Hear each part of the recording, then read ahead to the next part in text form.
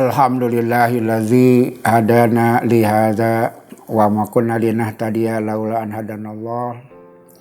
Asyhadu an la ilaha illallah wahdahu la syarikalah wa asyhadu anna Muhammadan abduhu wa rasuluhu amma ba'du. Wa qala Allahu ta'ala fil Qur'anil Karim, a'udzu billahi minasyaitonir rajim. Lillahi ma fis samawati wa ma fil ard. Wa in tubdu ma fi anfusikum aw tufuhu yuhasibkum billah fayaghfiru liman yasha fayu'adzibu man yasha wallahu ala kulli syai'in qadir. Ada seorang tabi'in namanya Atha As-Salimi, orang yang hidup semasa dengan para sahabat tapi tidak bertemu dengan Rasulullah SAW. Di generasi kedua setelah sahabat, namanya Atha As-Salimi. Dia itu berjualan kain. Maka suatu hari dia menjual kain, kemudian pembelinya sudah pulang dan merasa puas dengan jual beli itu. Dia sudah merasa selesai, uang dia sudah terima, barang sudah dibawa oleh sang pembeli. Dia sudah merasa selesai, jual beli sudah usai.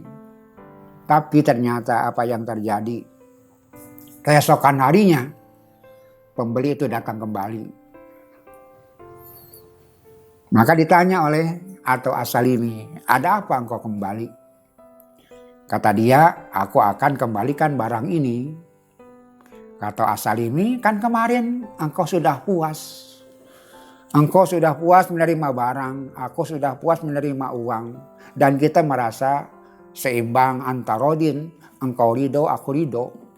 Tapi kenapa hari ini engkau kembali?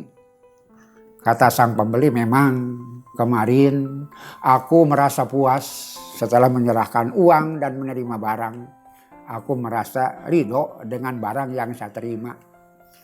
Tapi ketika aku pulang, kata orang itu, saya punya sahabat sekaligus tetangga. Dia ahli kain. Maka aku perlihatkan dengan merasa bangga bahwa aku bisa membeli kain. Saya perlihatkan kepada orang itu, tetangga itu. Maka kata tetangga, ini cacat. Gitu kata tetanggaku. Tetanggaku ahli kain mengatakan barang yang dijual itu cacat. Itu sebabnya walaupun kemarin aku merasa puas, hari ini saya akan kembalikan. Kenapa? Karena kain ini cacat. Saya mau ambil lagi uangnya dan kainnya silahkan ambil kembali. Ternyata Atha As-Salimi, sang pedagang itu menangis. Dia menangis. Mendengar ucapan pembeli seperti itu, dia menangis. Maka sang pembeli merasa tidak tega. Kenapa?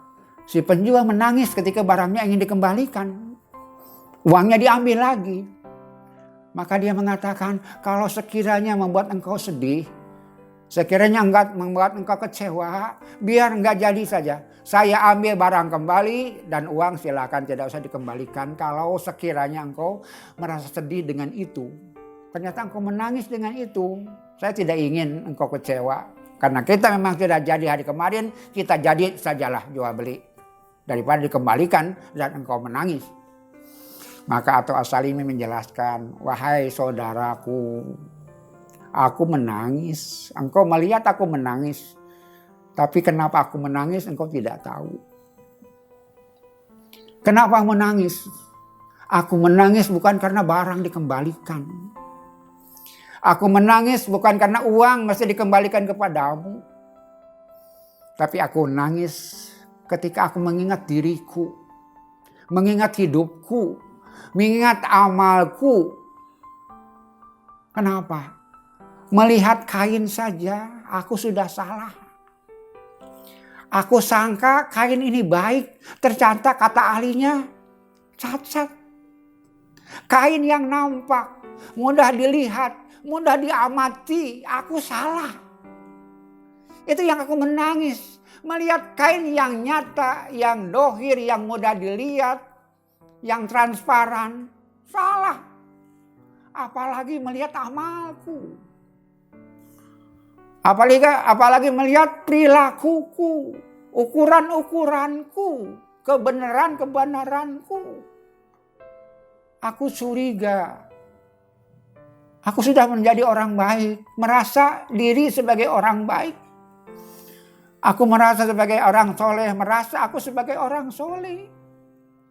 Di mataku, di mata penglihatanku, di dalam subjektivitasku, kelemahanku, ketidaktahuanku. Bagaimana kalau diukur oleh ahlinya nanti? Di yaumil hisab. Aku sangka hidup ini baik, pilihanku benar, kebenaranku mutlak. Itu egoku ternyata diukur oleh ahlinya barangkali. Aku banyak salahnya, aku banyak cacatnya, aku banyak tidak pantasnya. Itulah yang aku menangis. Bukan mengenai si kain, bukan mengenai si uang yang dikembalikan, silakan. Uangnya diambil, barangnya diambil pun tidak apa-apa. Yang aku tangisi adalah hidupku, amalku. Bagaimana andai kata di hadapan Allah, ternyata aku salah menghitung, salah mengukur. Hidup sudah merasa soleh, hidup sudah merasa baik, hidup sudah merasa jadi orang yang pantas dihargai orang lain. Padahal di hadapan Allah belum tentu. Kain mudah dikembalikan, uang mudah dikembalikan, tapi amal, hidup ini, ketika kita diukur ternyata salah, kita tidak bisa kembali. Hidup harus sekali jadi, tidak bisa diulang. Itu yang menyebabkan aku bersedih. Itu yang menyebabkan aku menangis, mengingat hidupku, mengingat ukuran-ukuranku, mengingat kesolehanku yang barangkali aku banyak keliru. Ikhwatu iman sekalian, ibu bapak-bapak, para pemuda, para santri yang menyaksikan tayangan ini, sesuatu yang patut dicontoh oleh kita. Sikap seperti Ato As-Salimi barangkali mesti banyak yang harus kita perbaiki. Ketawaduan kepada Allah, itulah bakal satu-satunya. Keikhlasan. Wa ma umiru illa liya'budullaha mukhlisina lahudin. Kita mohon kepada Allah Subhanahu wa taala. Andaikan ada salah, andaikan ada keliru, mudah-mudahan diampuni Allah Subhanahu wa taala. Sambil mudah-mudahan kita berupaya semaksimal mungkin untuk memperbaiki hidup kita, untuk memperbaiki sikap kita. Kenapa? Karena Allah masih sayang kepada kita sekalian. Datangnya bulan Ramadan justru untuk memberi harapan kepada kita. Bahwa andai kata ada kesalahan, ada kekurangan, kemudian kita bertobat kepada Allah Subhanahu wa taala. Kemudian melaksanakan ketaatan kepada Allah Subhanahu wa taala. Salah satu yang dijanjikan Allah Subhanahu wa taala adalah pengampunan. Man shoma Ramadana imanan wahtisaban ghufira lahu ma taqaddama min dzanbihi. Barang siapa saum Ramadan didasari iman, didasari kehatian, ihtisab yang seperti tadi gambarkan sikap Ato As-Salimi, itulah ihtisab itu. Kita khawatir dan takut. Kita tidak merasa puas. Memperbaiki terus-menerus kualitas ibadah kita. Mudah-mudahan dengan melaksanakan saum, dengan sikap didasari keimanan dan kehati-hatian di dalam melakukannya, mudah-mudahan kita mendapatkan janji Allah Subhanahu wa taala, janji Rasulullah sallallahu alaihi wasallam, ghufira lahu ma taqaddama min dzanbihi. Man qoma Ramadana, barang siapa salat malam pada bulan Ramadan, imanan wahtisaban, karena dasar iman dan ihtisab, kehati-hatian, ketakutan tidak diterima oleh Allah Subhanahu wa taala, kekhawatiran ketidaksempurnaan ibadah kita. Ghufirallahu ma taqaddama min dzanbihi. Kalau kita jujur kepada Allah, mudah-mudahan apa yang kita lakukan menjadi yang terbaik yang bisa kita lakukan. Dan kita yakin Allah akan mengampuni kekurangan-kekurangan kita. Allah tidak akan meminta apa yang kita tidak mampu.